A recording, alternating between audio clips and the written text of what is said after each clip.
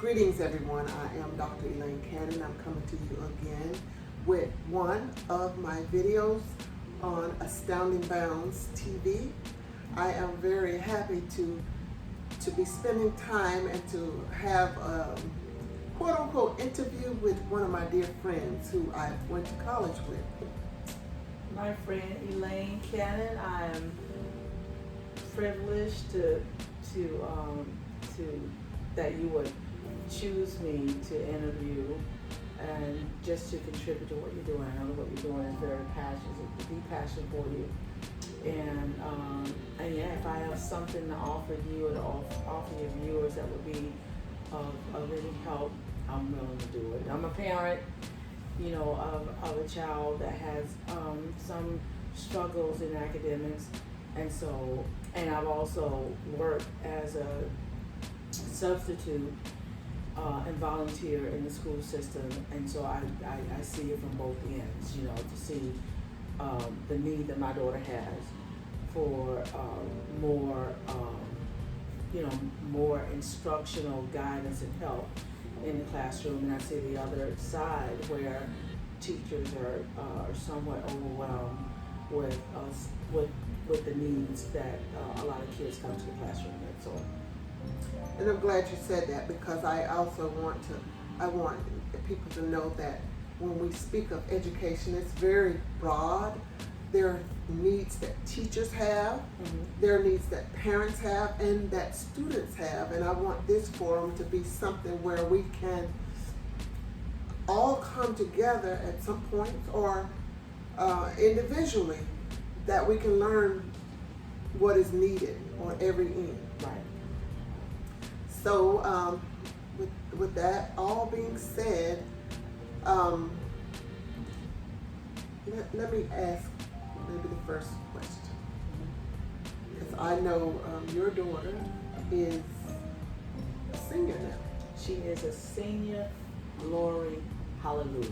We're very excited for Raven to be entering her last year of high school. Yes. So the first question, would you like to tell us about some of the challenges you face? Yes, so Raven is a student that has to work a bit harder than her peers to master the material in the classroom. She has, she struggles somewhat with comprehension and expression. We've always had a tutor for her. In addition just to her academic struggles, she has struggled for a while with her health. And so with those two things combined, it's been difficult for her in the classroom. Okay, now, one thing I would also like to talk about is that you and I have had some discussion through the years about her particular situations with, could I call it learning disability? Yes. So I'll say learning disabilities.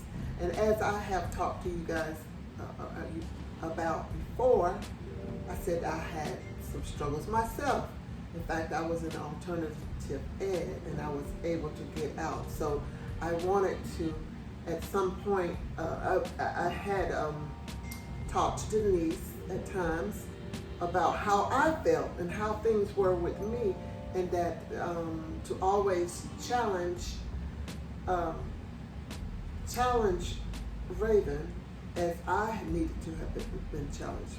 And there were some people that did challenge me, and some teachers I remember that allowed me to daydream.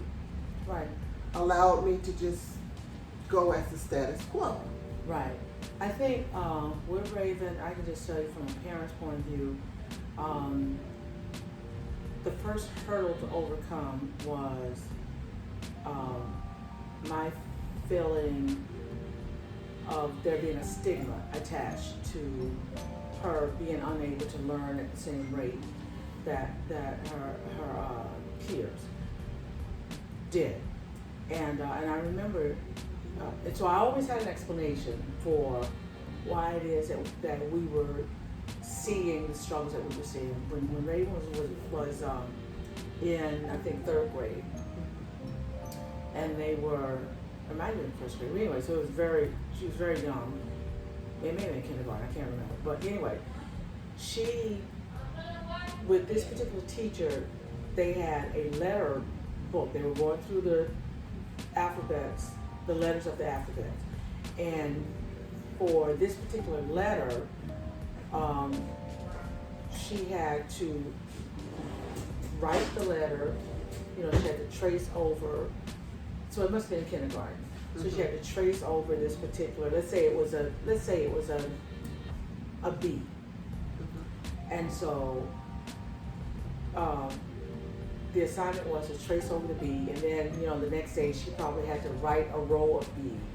Yeah. And so this particular situation, the teacher, because Raven wrote a D instead of a B, what the teacher did was on every letter she put a red mark. So her assignment was full of red marks. And so, and of course as a parent that aggravated me. And let me just say, as a student, because I remember things like that, and as a student I knew that hurt my mind. Right. It made me feel less of a person. Right. All those. Very discouraging. So, of course, called a meeting with the teacher, and my question is, okay, so how is it that she was able in the classroom to write a full page of D's when she should have been writing B's, right?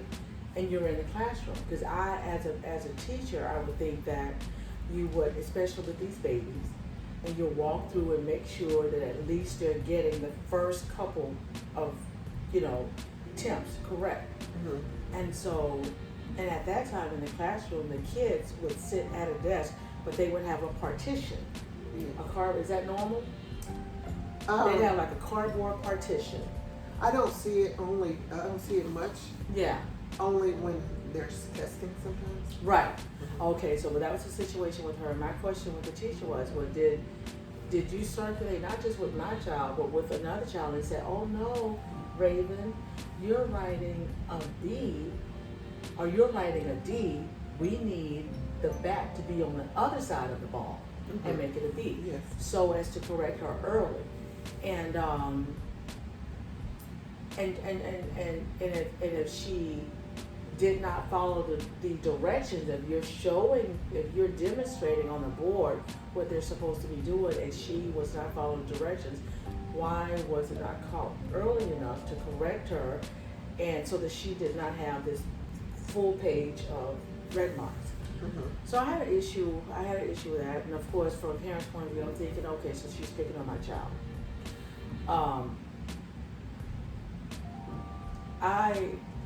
And as time passed on, there were other in that particular case, I believe that maybe the teacher should have been more observant of what the child was doing so as to correct them early. Or maybe the child is dyslexic. Maybe the child saw the B, but in their mind they saw it as a D. All those things you want to kind of rule out. And so that was my explanation at that time. But as years went by, it became apparent that she really was having difficulty being on level with her peers. The first hurdle is accepting that as a parent so that you get the help early. So for me, I guess in essence what I'm saying is that as far as addressing the issue with her so that she could get her needs attended to, the first issue was with me. So, but did she ever come home and express a difference that she saw? At that age, no. her question was, Mom, why didn't Miss Rob put all of these red marks on my paper? Now, my daughter, she was in kindergarten at 3 years old. Mm-hmm. And that's because it was less expensive, and I was able to put her in like a church kindergarten. Mm-hmm. It was less expensive than putting her at a daycare. Right. So I did that, and I remember her telling me, Mom, I can't write cursive, because they taught cursive before they used any manuscripts, before they learned letters. For some reason, they were doing cursive. I didn't get it. Right. But she was 3 years old, and she said, I cannot write as well as everyone. I had to explain to her that she was the only 3 years old in the class. Right. They've learned how to write. They're 4 and 5 and 6. Right. So they've already been practicing. So They're motor skills. and I don't know if I made her feel better about that, but I do know that when she did go to kindergarten at 4 and 5, that she was a better writer. Right. In fact, some of the parents thought she was a great writer, Right. but they didn't know that she had started very early. Right. Right. And that is why I think it is good in this society if you want your child to do well at something and you know that they need this, if they can do it early, that'll be great. Right. But that is, and I know that's not every child that can do it. Right. But every child can learn. And as a parent, I believe we should do our best in making sure everything that we are responsible for is taught the best as we can. Right. I think for me, that experience with her in the letter book, I felt that the teacher had she had not done due diligence, okay? Because I felt that surely you're in a classroom full of babies, they're learning to write these letters for the first time. You should take them through it slowly and make sure that each child understood the correct way of writing that letter, and then before you move on. Mm-hmm. That was my explanation for that situation. But as time went on, I had to acknowledge, as I said, that the reading level, the comprehension level wasn't at grade level for her. Mm-hmm. And so I was maybe a bit delayed in seeking out the support that could have helped her be more successful, have the tools to help her learn. I mean, she's capable of learning, maybe in a different setting, or given some different tools. But as the years went on, then she became sick. Mm-hmm. And anytime that you miss outside of the classroom, it's hurtful to the learning process. And so she, in addition to having a learning disability that had not been fully diagnosed, she had a health issue that we were trying to put our finger on, and those two things combined together made it difficult for her. And so we're still struggling, but we have since had her tested so that we know the areas that she's strong in, so that we know how to supplement her or to give her the help that she needs in the areas that she's not so strong in. But this is all like a snowball effect, because things have changed in the curriculum, the way that they learn, I don't know, it's... So, I'm glad you brought that up, because there is a difference in the way they learn. Now it's computers. Right. And not, I mean, maybe Chromebooks and Right. it's this expectation is different. So you have two daughters. Right. Can you talk about the difference?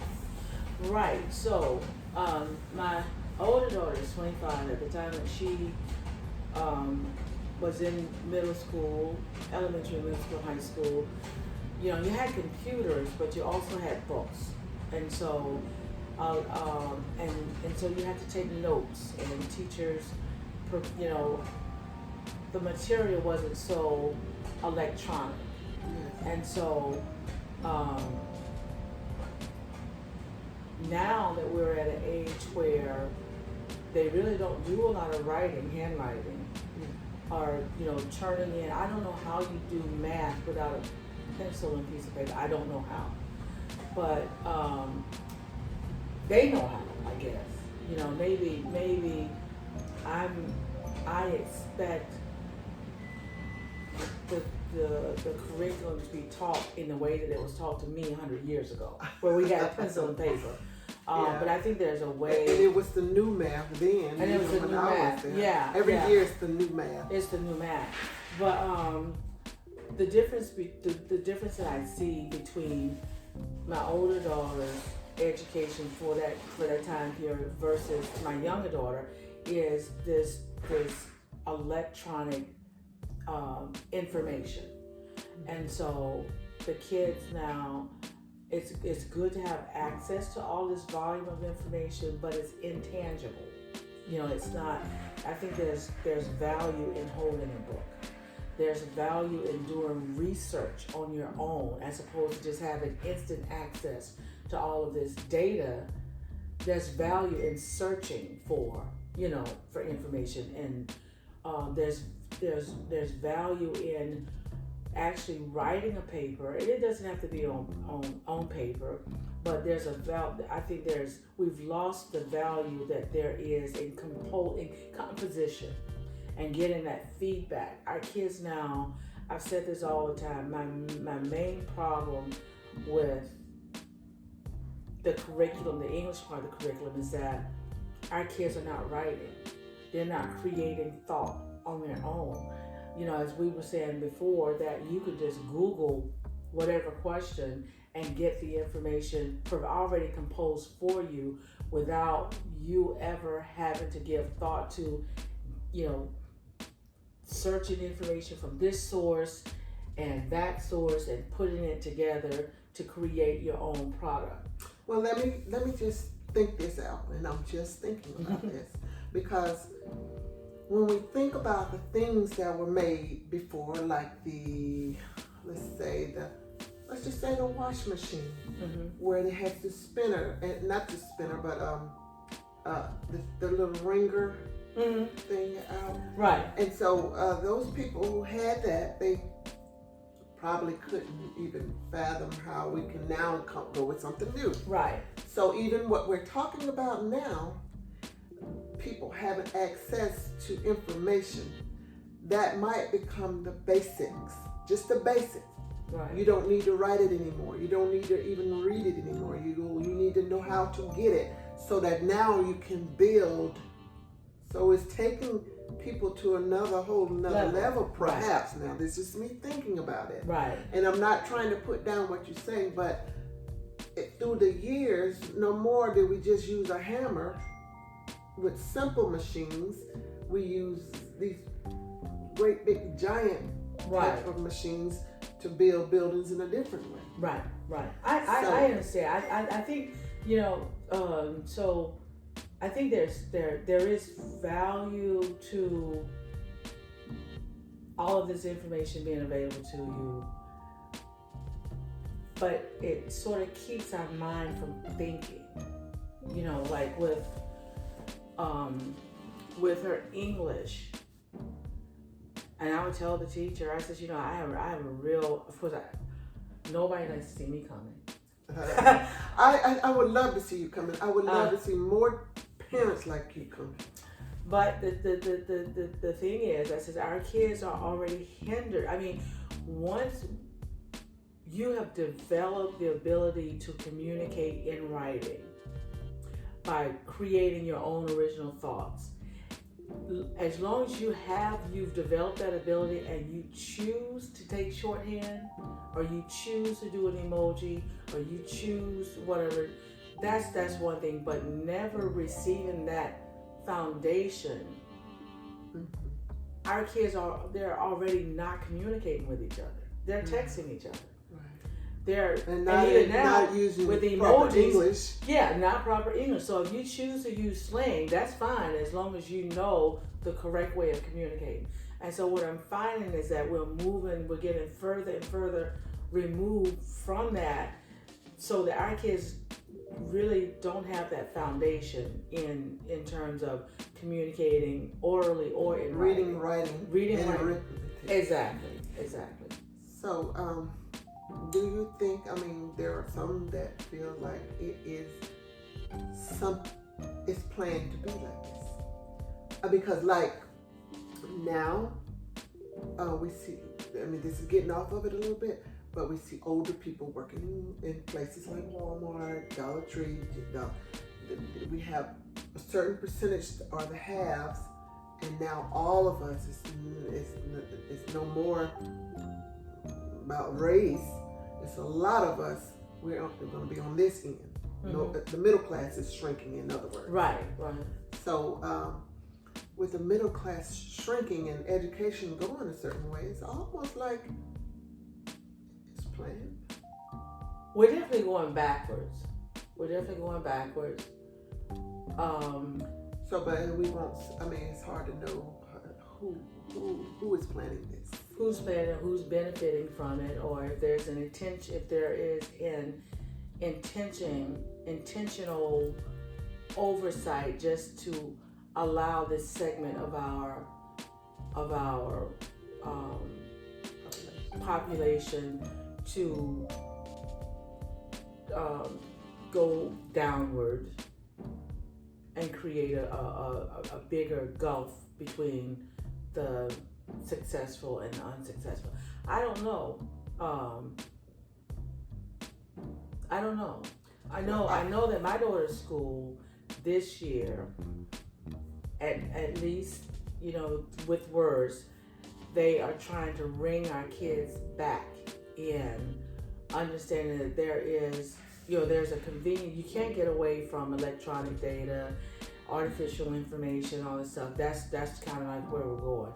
Much like we've transitioned from the chiseling in stone to paper to computer to now we're going to the next level. I understand that, but I just feel that particularly for this group of kids that are 12 to going into their 20s, their quality of education is just making them ill prepared to go forward, Well, one thing is what I like to do, and that's why I have this Astounding Bounds TV, is I want to do my part in the world to make parents aware of their responsibility and to make sure that they make their children aware of their responsibility. Right. Because I know as a teacher, I get paid. Not only do I get paid, I have a heart towards making sure I do my responsibility. Mm-hmm. And as a teacher, I love to teach. I have the passion to teach. If I could make sure that I'm making a living, it'll be something I wouldn't mind doing for free. Right. And so this is what I can do.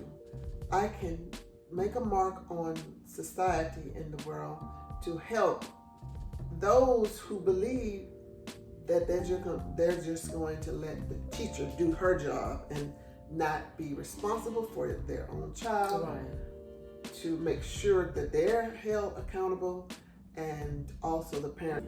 Certainly. Now, you know what? As in, when I speak with my parents, sometimes because I know some parents, they're not as astute or pay a close attention to their child's education as I know you have, and we've been talking through the years. Yeah. And I know some teachers do not like to see you come. No, they don't. But I try to hold everyone accountable. So there's certain responsibilities that I have as a parent to provide so that I'm supportive of not only of my child and making sure that she's equipped to go into the classroom and learn and to be respectful and but it's just I really do hold myself accountable, I hold my daughter accountable, I hold the teachers accountable, I hold the school accountable. And so we all have to be on the same page because we're all having to work together to make sure that she is successful. So what does that mean for me? I have to make sure that Raven is in the classroom, paying attention, asking questions, that she has the environment to do her work, that she needs a tutor to provide her with tutoring, anything that she needs in order to complete her work for that subject she's going to have. I'm going to provide. That's my job. My other job is to reach out to and be responsive to teachers so that if a teacher has a concern about her academics, behavior, or anything, my daughter knows that my expectation is for her to go into the classroom ready and willing to learn. Okay? I will support her readiness to learn. What I require of the teacher and the curriculum is there to be a clear understanding of what the expectations are for the student to learn, so that she knows what it is that she needs to do, or what level she has to perform at, or how she needs to participate in the classroom in order to attain a certain score, or in order to be productive. So I'm responsive to that. If there's a problem that the teacher has with my daughter, I'm responsive. If I see an issue, then I'm assertive. Okay. I am assertive. So I think now as a teacher, I do know this. There are a lot of politics involved. There are a lot of things that are asked of teachers. Sometimes it's overwhelming, sometimes it's too much. Right, I agree. And so you can't really get all of what you, in an honest way of looking at it, some of the things that parents want, it's almost impossible for a teacher to do some of the things. Right. I don't know where to fix that kind of disconnect and understanding, because just like I said, this channel is for teachers, for parents, it's for students, it's for us to make this thing right. Right. To be honest with the problems and issues, because as a parent, did you know that it's even difficult for a teacher to even get to go to the restroom and go use the restroom, because teachers are supposed to be with the children at all times. Right. So there are a lot of issues that teachers deal with, that principals have to deal with for teachers, for students. I know teaching special ed, I sometimes had a hard time for my students to be mainstream. Right.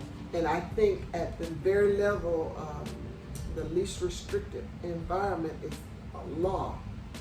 What environment is the best for that child without it being something that's too disruptive for the whole class? So exactly. Teachers and principals, they have to deal with that. Right. I understand. But when it comes to IEPs, right, has to be looked at as well. So that's a lot of juggling for the whole situation. So I actually had, my daughter was on an IEP. I think we had her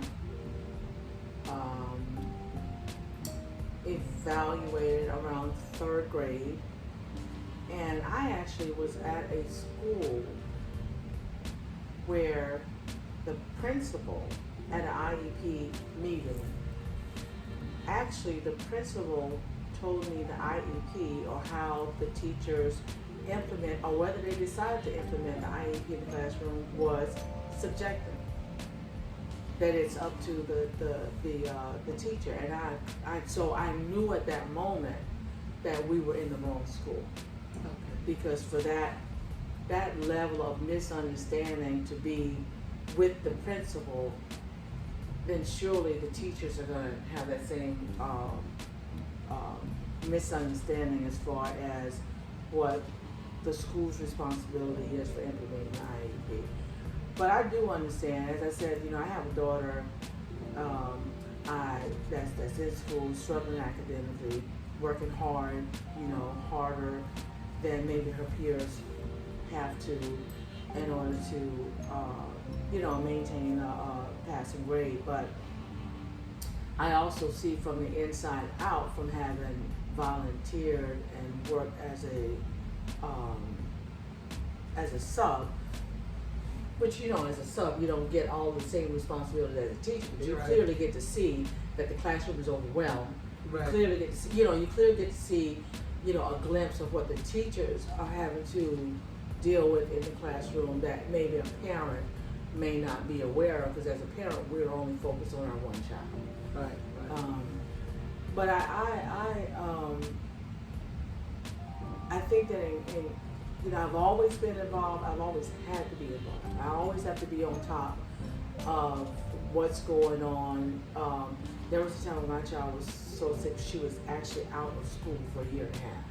Mm-hmm. She had a liver transplant, life-saving. When that touches your household and touches your child, nothing else matters, right? Mm-hmm. And so we had her technically still enrolled at school, but it was very difficult for her to heal and go through that whole process of getting the transplant and focus on school. So a homebound is not. Did you think about that, or you thought about how socially she needed to? I considered homebound, but the school that she's in is a private Christian school. They said that they would accommodate her, but at the end of the day, they just needed her to do the work. And so when you're sick or you're healing or you're, you can't concentrate. I can't imagine being in the classroom dealing with the level of pain that my daughter dealt with and still have to do the same work at the same level as students who are, completely healthy. So with their words, they did say that they, that they would help and assist, but at the end of the day, it was still a lot. And it probably, I probably should have chosen the homebound because that's specifically set up for kids, that have health issues, and I regret that I didn't. I'm sure there are a lot more things. We could go on and on. We go on and on if my Yeah. phone would allow that, and with the challenges we're having with this. Right. So if there's something else you want to say, I want you to say it, because I have something to say after. No, I just, to know your story and to see the level of success and just the passion. It's not just success. Everyone wants to be successful, but it's the passion and the drive that you've always put into your career choice, knowing and having a personal experience, to personally understand that there are a population of parents and kids that are out there struggling with getting that child educated, or if you're a child that has educational struggles, you need to understand that there's no limit to what you can do. And when you find that passion, you're always going to be striving towards success whenever you're pursuing your passion. So that is an inspiration to me, and it's also an inspiration I share with Raven. I put you guys in contact with each other. That was before COVID. Mm-hmm. Yeah. So that she would have a vision and a personal relationship with someone who could identify with what she's experiencing, and so that she can envision that, yes, I can be successful despite my challenges. And I'll tell you represent. this, and I said in a video that I had done, and I believe this. I'm not talking about some of the children that can't read at all right now. Right. I know some children who can't read at all. Right. Everybody's on different levels. There are some that still wear Pampers, diapers, and they're in their 20s. So I teach all children from K, now they say from preschool to 12th grade. I can teach them. In 12th grade in special ed can be 21. So, but everybody's on different levels. Right. But everybody has something they can do in life. Exactly. Right. And one thing I would like to do, which is another video, is I would like to help parents track early some of the passions that their child, regardless of what we say an IQ is. Because I have experienced pulling out. Some of my students sing very well. Some play the drums very well. Some dance very well. Some are artists. Some are very good at certain things that can help them make a living. Right. So now that I was in those classes, whatever, does it make a difference? Right. And I had retired. I'm going back, but I retired. Right. So I know what freedom is. Right. Per se. And so you look at life, you look at the small increments, but you also look down the road. I will challenge you to ask your child, what is something that you thought of to be when you were a young child? Right. Right. So that she can revisit, because to me, God gives us the desire and He gives us the desire. Right. Right. He gives us the thought to be, and He gives us, we can be it. Right. With a certain amount of faith. Right. And belief in Right. ourselves. So it will be a parent's job as given to us by God to help a child be who they were supposed to be. Right. And how would you do that? Through prayer and understanding the way God wants you to do it. Right. And so you don't beat up on yourself because your child's not on this level, that level, this Right. level. Right. And that's to every parent. You don't beat up on yourself, but you don't shun the responsibility. Right. Well, but I'm having two children with the same parents, raised in the same household, access to the same, support, financial, emotional support, or whatever. They are different. And so what I've come to understand is that even though I have a point of reference in my first child, because you don't know what to expect with your first child, so that's your point of reference when you have other children. Not necessarily a comparison, but this is the experience that I've gained from being a mother the first time. Same household, same parents, different child, completely different child. So what I've learned is to recognize and accept is each person's right to be who they are. And let me just tell you, some of those words that you had with her, challenges, educational, I experienced. So I can tell you the amount of years that it took me to even think I can understand. Because when I was in 6th grade on a 3rd grade level, of course, it's not that easy to be put in alternative class, because you're still going to be behind because they're teaching you on your level and you cannot go as fast. Right. So what I had done, I was doing well in math, and I had a teacher that got me out of the special class and put me in a regular class. But I was dealing with my thoughts about myself. I was like, when I did well in the regular class, I thought I was just being lucky. when other people didn't do well, I thought they were just being lazy. Right. So I had problems with my mind on that. And for a long time, she may have a long time feeling a certain way about herself. Yeah, I do pay attention to that. Part of her liver transplant journey, her recovery, post liver transplant, she had a whole team, not just of surgeons and medical staff, but we had a social worker assign us. We had a psychologist assign us. We had a psychiatrist assign us because they wanted to treat her whole body and her mind. Mm-hmm. And I clearly remember leaving a liver transplant appointment. We would have these after her liver transplant. It didn't fix everything. She had a very active doctor's appointments 2-3 times a week. Sometimes she was up, sometimes she was down.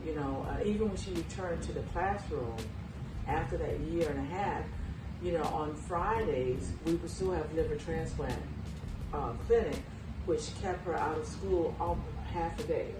Okay, I clearly remember one day. I had scheduled a meeting with a counselor. This was at the end of the school year, and I said I wanted to know where Raven was with her credits, so that I'll know whether or not, which I anticipated she would have to go to summer school, but I wanted to know. I just kind of want to know where she was, so we can plan what to do with her for that summer. The junior year, and then the summer after her junior year, whether or not we would need all that time in order to get her caught up. Mm-hmm. And so we had a liver transplant clinic meeting that day, and that was 3-4 hours with the various doctors, and from there we went directly to the school, sit down with the counselor, and I explained to her what it was I was doing. And she clearly said to me, she said, well, she just needs to do the work.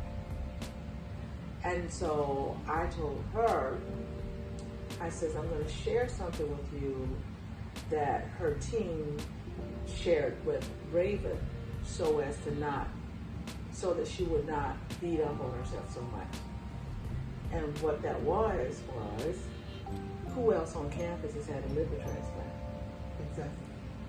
So that you put all of that into perspective. So yes, she needs to do the work, but we have to consider who else but her has had these other hurdles to overcome while she's trying to do her work. And you were very patient, very patient and because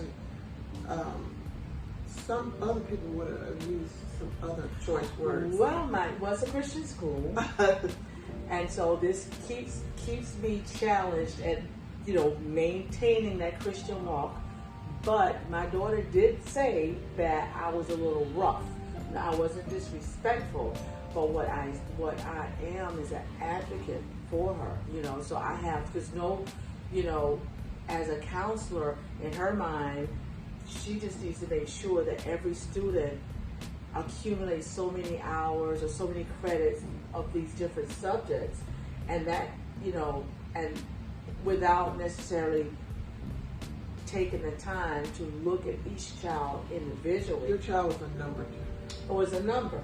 And so I said, so I am assertive, but I'm just as assertive when the teacher has a legitimate concern with Raven's performance in class, or whether or not she's paying attention, or whether or not she's doing her whether or not she's doing what she needs to in order to, to maintain herself. So I'm very assertive for my daughter, but I'm very supportive of the teachers. It's just that in that instant, I am so happy that health scare is something that you were able to deal with. I know she still has a few issues and challenges that you're dealing with now, just Right. the recovery of it all. Right.